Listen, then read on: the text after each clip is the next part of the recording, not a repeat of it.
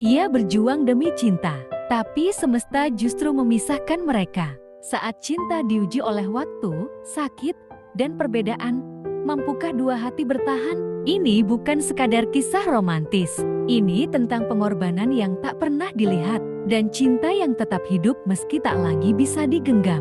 Langit tak lagi sama karena ada cinta yang tak berakhir, meski dipisahkan kematian. Langit tak lagi sama. Cinta tak selalu berujung bahagia, tapi perjuangan membuatnya abadi. Senja itu turun perlahan. Langit merona jingga di antara gerimis yang mulai membasahi pelataran kampus. Raka berdiri di bawah pohon ketapang besar, tubuhnya basah kuyup. Payungnya hilang entah kapan, dan ia terlalu lelah untuk memedulikannya. Di tangan kirinya, buku-buku tebal tentang ekonomi masih ia peluk erat. Masih menunggu bus, suara lembut menyapa dari samping. Ia menoleh. Seorang gadis berdiri di sana, mengenakan jas hujan berwarna pastel, dengan rambut sebahu yang basah terkena rintik. Kalau kamu nggak keberatan, sini, bareng aja, tawarnya sambil mengangkat payung. Raka mengangguk pelan. Sejak saat itu, Dira hadir dalam hidupnya tak terduga, tapi membawa hangat yang perlahan menyusup ke hati. Setiap sore mereka mulai bertemu, awalnya di halte, kemudian di kantin kampus, dan akhirnya di perpustakaan. Dira adalah mahasiswi desain, kreatif dan penuh semangat. Sementara Raka, mahasiswa ekonomi tingkat akhir yang harus membagi waktu antara kuliah dan 3 pekerjaan sambilan. Mimpi kamu apa, Ra? Tanya Dira suatu malam di taman belakang kampus. Punya perusahaan sendiri, mungkin buka jasa konsultasi keuangan buat UMKM. Aku nggak mau selamanya hidup begini. Aku pengen ngangkat derajat keluarga, jawab Raka mantap. Dira menatapnya kagum. Kamu luar biasa, kamu berjuang, dan itu yang bikin kamu berbeda. Itulah awalnya cinta tumbuh, tanpa mereka sadari. Semesta diam-diam mengikatkan benang merah di antara keduanya. Hubungan mereka berjalan diam-diam, bukan karena malu, tapi karena Dira tahu betul keluarganya tak akan menerima. Ayahnya seorang pengusaha properti ternama, ibunya seorang dokter kandungan. Sedang Raka, anak petani di desa, hidup pas-pasan, penuh keterbatasan. Kamu yakin, Dir? Tanya Raka, suatu malam saat mereka duduk berdua di warung kopi kecil dekat stasiun. Dira mengangguk, aku nggak butuh mobil atau apartemen. Aku butuh orang yang punya tujuan, dan itu kamu. Namun dunia tak sebaik itu. Ayah Dira mengetahui hubungan mereka dan marah besar. Dira diminta memilih keluarga atau Raka. Dira memilih pergi. Ia tinggal di kos temannya sambil tetap kuliah. Selama itu, Raka bekerja siang malam.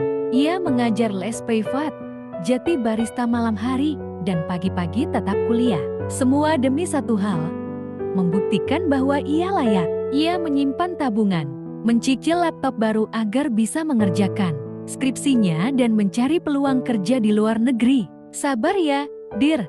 Sedikit lagi, aku akan jadi orang sukses, kata Raka saat menemani Dira makan mie instan di kamar sempit kos. Dira tersenyum. Meski tubuhnya sering lelah, sering demam, sering batuk yang tak sembuh, tapi ia sembunyikan semua itu. Ia tak ingin jadi beban. 3 bulan sebelum wisuda, Raka diterima magang di sebuah perusahaan keuangan internasional. Setelah lulus, ia langsung ditawari kontrak kerja tetap dan pelatihan intensif di Singapura. Mimpi mulai tampak di depan mata.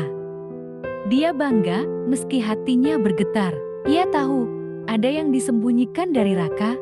Tubuhnya makin lemah, rambutnya mulai rontok, namun ia bilang itu karena stres. Saat aku sukses, aku akan datang ke rumahmu, bawa cincin dan minta kamu secara resmi, kata Raka malam itu dengan mata berbinar.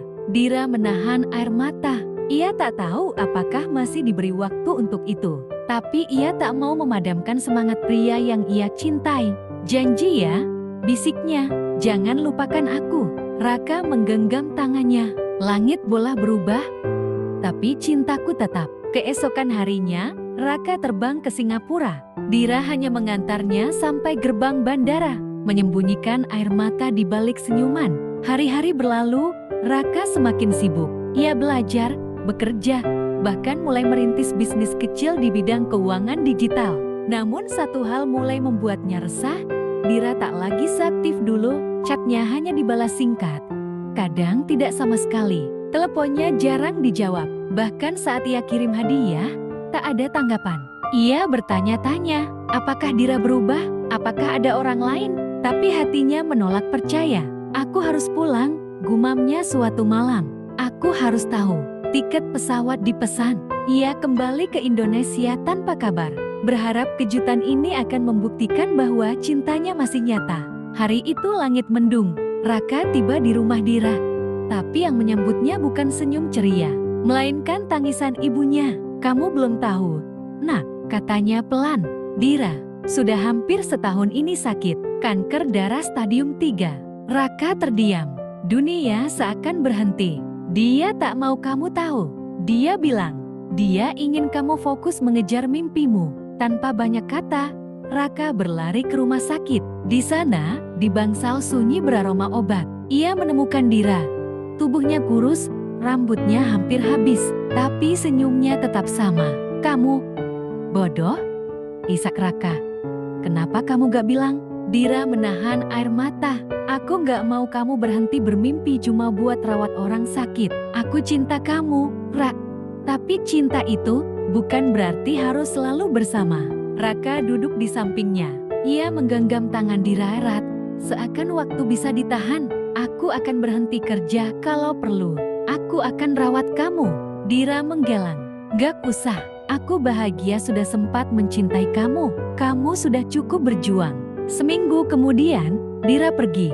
Dalam tidur, dengan senyum di wajahnya, ia pergi membawa cinta yang tak sempat disempurnakan. Raka kembali ke Singapura. Ia tidak lagi sama. Senyumnya tak semudah dulu. Langkahnya lebih berat, tapi ia tetap berjalan.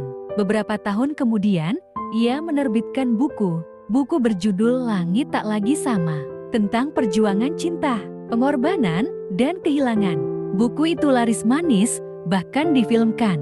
Namun bagi Raka, satu-satunya yang tak pernah ia lupakan adalah hari ulang tahun Dira. Setiap tahun, ia pulang ke Indonesia, membawa bunga, meletakkannya di pusara Dira. Aku masih mencintaimu, bisiknya, dan aku selalu akan berjuang, bahkan tanpa kamu di sini.